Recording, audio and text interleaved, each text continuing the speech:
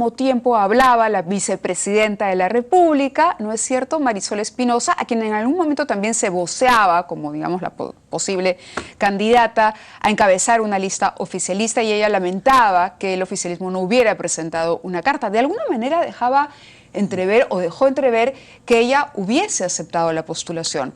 Pero la primera dama en otra entrevista también había dicho que eso era imposible porque ella no podía dejar sus funciones como vicepresidenta. ¿Marisol Espinosa era una buena carta para el oficialismo? Yo hablé con ella hace 2 o 3 meses y traté de convencerla para que sea candidata, y yo estoy seguro que ella hubiese sido una candidata de consenso de todas las bancadas. Estoy seguro que si ella se hubiese presentado, nadie hubiese competido con ella y la hubiésemos dejado sola para que compita y que recoja los votos de todos. Estoy casi convencido porque era un poco el ánimo de todos, pero ella del primer momento no aceptó.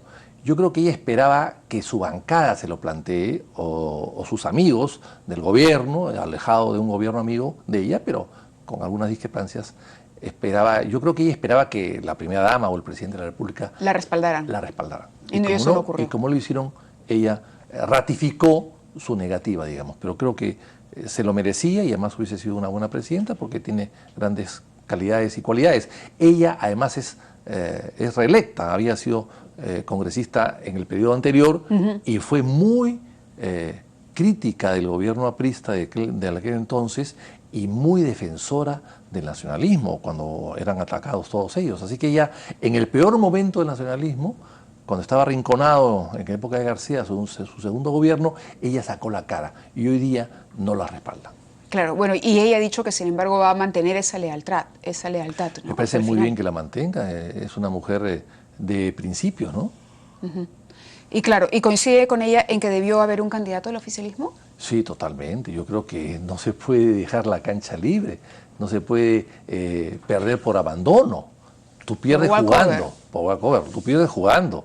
Y esa es parte de la democracia, ganar o perder. Pero no había cuadros, ¿no? Eso es lo que dijo la primera dama, que era difícil encontrar un candidato. Pero sí había cuadros. Por ejemplo, ¿a quién hubiera propuesto si no era Marisol Espinosa? Si no va Marisol Espinosa, que pudo haber ido con el respaldo de todos, como una reivindicación a su actitud independiente. No, y además a un maltrato que ciertamente ha recibido, ¿no? Eso es innegable. Pero ha podido ser Chejade, ha podido ser No, Chejade está de salida, ¿no? Sí, pues, pero ha podido ser, en fin, o apoyar a cualquier otro. O sea, hay mucha gente allí que pudo haber sido Justiniano Pazza o Jaime Delgado, el propio Otárola ha podido volver a postular, en fin, había gente allí que podía sacar la cara muy bien por el gobierno. ¿Y hubiera apoyado usted esa lista? No, nosotros siempre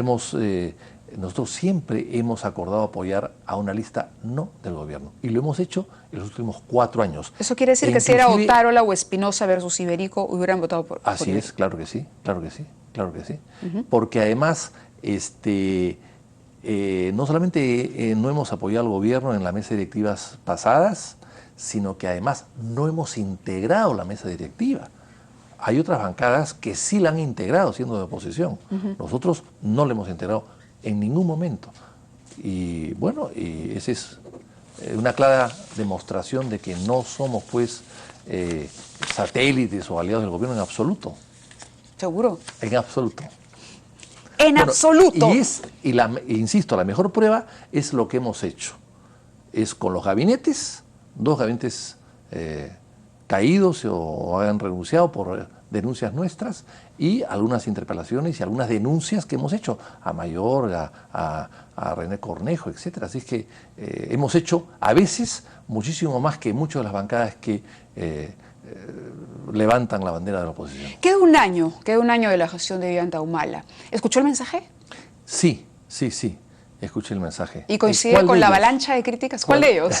¿Cuál escuchó o escuchó los 3? Es un fin de semana, una fiestas patrias de una semana, ¿no? Larguísimas, y con 3 mensajes presidenciales. Lo que sucede es que, claro, el más presidente... una conferencia de prensa explicando los 3 mensajes. Sí. O sea, finalmente, no sé qué cosa ha querido decir el presidente. Claro, lo que pasa es que el presidente siente las críticas después del 28 de julio y luego se ve, creo yo, obligado a conceder esta entrevista para hacer precisiones, pero finalmente... Pero qué mal, las precisiones han debido hacerlas sus ministros. El presidente da un informe a la Nación a través del Congreso de la República, una memoria del último año o de los últimos años en todo caso, y las explicaciones y los detalles y las extensiones de lo que ha dicho o están por escrito en una enciclopedia que deja allí al Congreso para que la revise con datos exactos, y finalmente los que tienen que explicar más es los ministros, que son los jefes de los sectores. Tú no puedes, el presidente de la República ha salido ayer a hablar de economía, sí, y no sabe de economía. Ha mostrado papeles que no sabe cómo leerlos. Lo ha dicho algunas cosas al revés. Bueno, le ha echado la culpa a los inversionistas de no apostar por el Perú en tiempos difíciles, pero bueno, un empresario, valgan verdades, y eso de verdad lo comentamos con ustedes también, si uno tiene un capital y uno va a arriesgar ese capital, tiene que ver que el contexto, que las situaciones sean favorables, claro, para poder sí, no solo recuperar el capital, sino ganar algo. O sea, definitivamente nadie se arriesga para perder. Así es. Y eso pareciera que el presidente Sí. no lo entiende bien. Y eso es el rol del Estado, es justamente favorecer el clima de inversiones. Bueno, y no lo favorece con sus declaraciones y con sus discursos y con su manera de actuar. Él habla mucho de educación. Hay 2.000 millones de soles en el presupuesto de educación para inversión. Han ejecutado al día de hoy, casi 8 meses después del primero de año, 21%, creo. 21%. 510 millones. Sí, 21%. Claro. Entonces, eso es en educación. Y si vamos a otros sectores, la PCM o trabajo Seguridad. o seguridad, han invertido 10, 15 o 20% de lo presupuestado. Y ya estamos ya más de medio año. O sea, el gobierno no invierte, no gasta, no tiene capacidad de gasto. Por lo tanto, pedirle a los otros que gasten cuando tú mismo no gastas es bien difícil, ¿no? El tema del sueldo mínimo, por ejemplo, ahí uno no sabe qué entender. El presidente dice una cosa, luego Cateriano dice otra, está o no en evaluación, es una medida populista. ¿Cómo decodificar el mensaje que nos envía el Ejecutivo cuando el presidente afirma algo y luego sale su primer ministro a aclararlo o a centrarlo frente a la opinión pública? Pues es un tema muy discutido y muy discutible, pero los ministros no se ponen de acuerdo y es un tema además muy sensible. Si hubiera tomado un selfie, perdón, en un paréntesis, no sé por qué me vino la imagen. Eso del selfie me parece que es una falta de respeto total. O sea, me parece un ambiente de pulpín, esos son pulpines. Tomando selfie mientras el jefe de Estado está hablando. Que está hablando, es terrible. El ministro publicó hoy, ¿no? El ministro publicó hoy el selfie de la polémica. Es decir, como niños ayer, ¿no? Es decir, ayer lo publicó. Se han tomado un selfie como si ellos fuesen niños de colegio visitando por primera vez en su vida Palacio de Gobierno. O sea, realmente me parece de muy mal gusto y de una gran irresponsabilidad y de una gran frivolidad. 9 ministros tomándose fotografías cuando el presidente de la República está hablando un discurso, bueno, en el patio de honor a la nación, también es un discurso a la nación, porque estaba siendo televisado por todos los canales. No, me parece una tomadura de pelo, realmente. Pero lo interrumpí yo cuando me vino la imagen del selfie, usted estaba haciendo el análisis de este discurso desordenado, ¿no? Con muchos voceros y un líder que no está, ¿no? Que no existe. Bueno, exactamente. El presidente de la República ha tenido que dar 3 discursos cuando debió dar uno y luego una conferencia de prensa o una entrevista periodística para poder explicar lo que nadie ha entendido y con cifras equivocadas. Y todo eso lo que hace es poner al gobierno en una situación complicada y difícil y de falta de comunicación. ¿Dónde están los ministros que se toman la fotografía en Palacio de Gobierno? ¿Dónde están? Ellos son los que tienen que explicar el tema del agua, el tema del frenazo de la economía. Ellos tienen que explicarlo, no el presidente de la República. El presidente de la República da un mensaje y los que deben explicar y promover los alcances del gobierno y los logros son los ministros. Para eso están allí, para poder ellos ser los grandes promotores de las obras que se hacen en cada sector. Volviendo al rol del Ejecutivo, los organismos electorales han dicho, si no se aprueba la reforma hasta octubre, esto ya no procede. ¿Qué va a pasar en el Congreso? Bueno, algunas cosas se pueden aprobar, otras no, ¿no? ¿El voto preferencial? Es que todos son hijos de votos preferenciales, es muy difícil. Y es un parlamento que está atomizado. Hay mini bancadas, hay el mini fundio, no es el latifundio, es el minifundio. Son pequeñas bancadas y cada bancada, además hemos visto que inclusive bancadas recientemente formadas de 8 o de 10 votan mitad por cada candidato, ni siquiera se ponen de acuerdo para votar por una determinada opción de mesa directiva. Entonces es muy difícil. Hay que aprobar unas cosas, sí, mejor dicho, discutirlas, no sé si aprobarlas, pero una cosa que creo que es importante es un proyecto que nosotros presentamos para que el voto sea voluntario. Lo han rechazado, el voto voluntario lo han rechazado porque dice que habría mucha deserción. No, sí. el voto voluntario sucede en todas partes del mundo, en las democracias maduras, y funciona muy bien.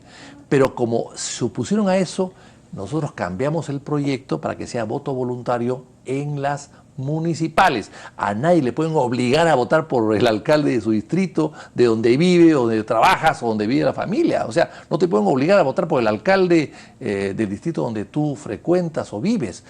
Ese voto tiene que ser voluntario, como una especie de experimento para luego pasar a un voto claro, porque voluntario la lógica general. Se aplicaría tanto a las elecciones municipales como a las presidenciales, ¿no? Es decir, alguien que no encuentra un candidato que lo represente también, ¿por qué tendría que participar de la votación? Va a votar a desgano y vota por cualquiera.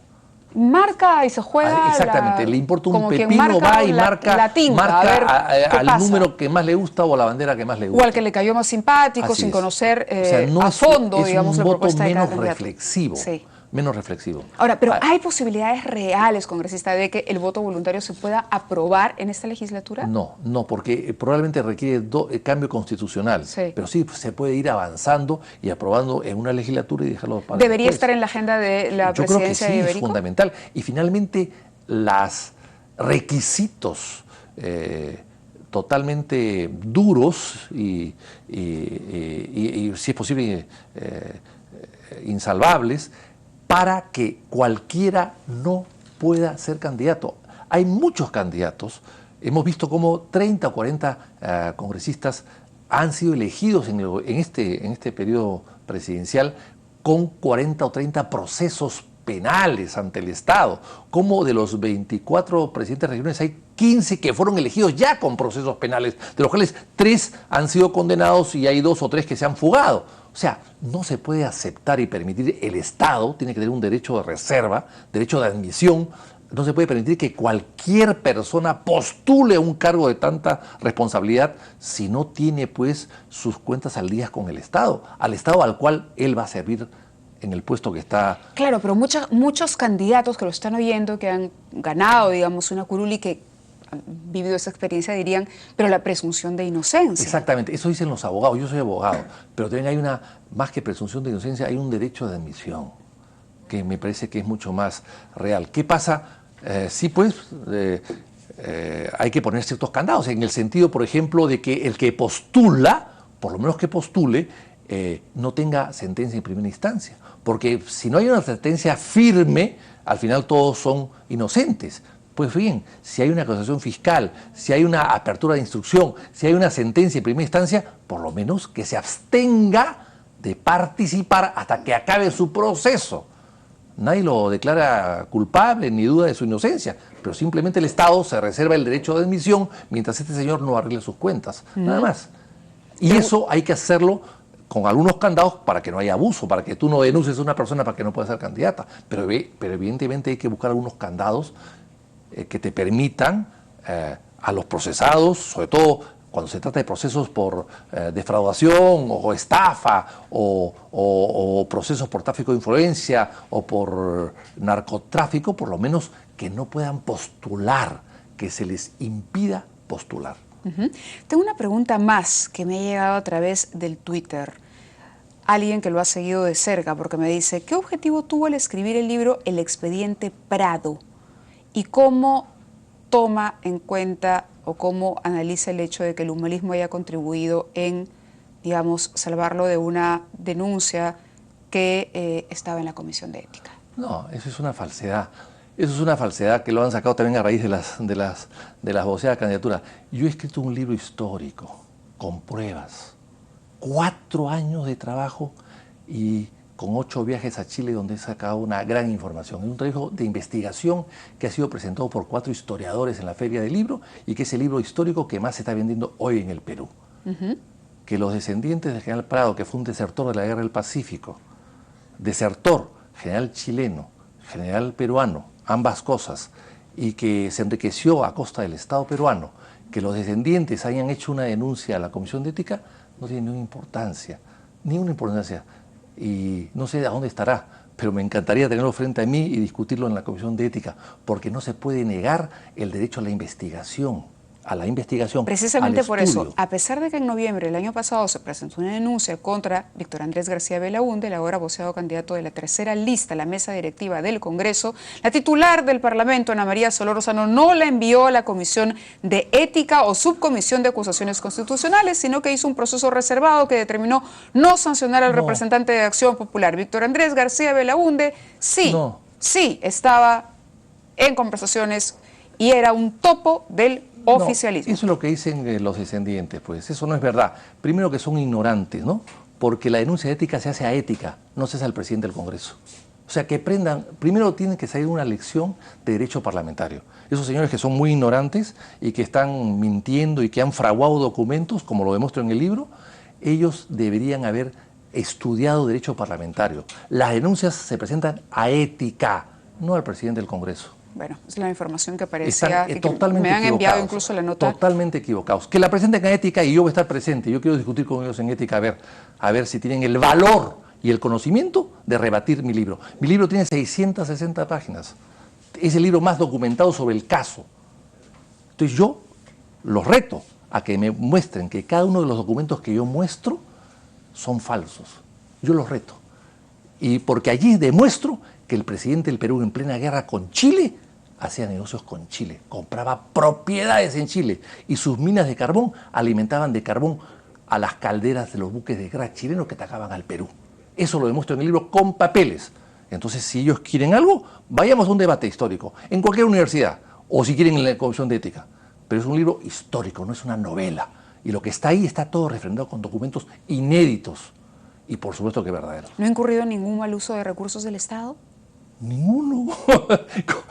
Perdón, ese libro lo ha sacado el Fondo Editorial de la Universidad San Martín de Porras. ¿Qué recursos de Estado puede haber sacado, por Dios? En absoluto. Hay alguien que no lo quiere mucho aquí en Twitter. Bueno, pero pues son algunos descendientes, evidentemente. Y todos los Orellana. Tengo algunos enemigos, a los que he perseguido y he denunciado. Muy bien, congresista. Me alegra que le haya vuelto la sonrisa, porque en un momento estaba usted muy colorado y muy furioso. No, porque estoy tomando sol en Chosica, así que no, ha venido algo rojo, parecido a ese rojo que está ahí. No, ¿cómo se nota que es político, no? ¿Cómo se nota que es político? De verdad lo buscamos. ¿Por qué desapareció? No, yo he estado fuera de Lima. No, diga la verdad, usted fue a sus cuarteles de invierno. No, he estado fuera de Lima, me he reencontrado con mi familia que no la veía hace mucho tiempo, algunos hijos que tengo que viven fuera, que han venido, y bueno, y aproveché para este largo fin de semana, larguísimo, a estar con ellos fuera de la ciudad. Muy bien, muchísimas gracias por haber estado con nosotros. Gracias también. En una entrevista que lo reencuentra con el público, desde no sé cuánto tiempo tenía que no declaraba a la prensa. No, yo he declarado el 28, el 28 a raíz del discurso declarado. Sí, pero así, ¿no? Así, chiquitito, o sea, chiquitito. 28 horas estamos dos. Uno poquito. O sea, 4 días y ya me extraña. Qué bien, qué bien. Me alegra que así sea. Muy bien, muchísimas gracias. Nosotros vamos a